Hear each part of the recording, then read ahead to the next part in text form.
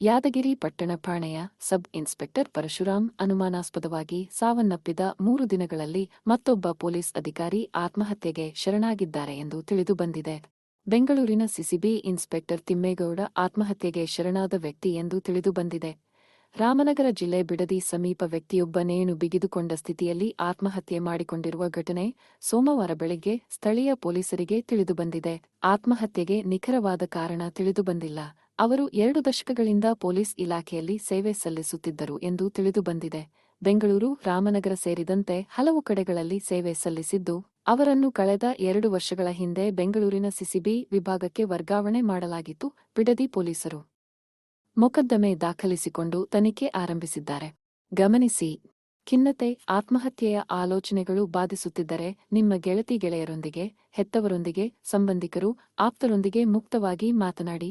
ಪೊಲೀಸರ, ಆಪ್ತ ಸಮಾಲೋಚಕರ, ವೈದ್ಯರ ನೆರವು ಪಡೆಯಿರಿ. ಕರ್ನಾಟಕದಲ್ಲಿ ಆರೋಗ್ಯ ಸಹಾಯವಾಣಿ 104, ವೃದ್ಧರ ಸಹಾಯವಾಣಿ 1090, ಮಕ್ಕಳ ಸಹಾಯವಾಣಿ 1098 ಮೂಲಕ ಟೆಲಿಕೌನ್ಸೆಲಿಂಗ್ ನೆರವು ಪಡೆದುಕೊಳ್ಳಿ. ಕೊನೆ ನಿರ್ಧಾರಕ್ಕೆ ಮೊದಲು ನಿಮ್ಮವರ ಬಗ್ಗೆ ಒಂದು ಕ್ಷಣ ಯೋಚಿಸಿ. ಪ್ರಜಾ ಭಾರತ ನ್ಯೂಸ್ ಸದಾ ನಿಮ್ಮ ಸೇವೆಯಲ್ಲಿ. ಧನ್ಯವಾದಗಳು.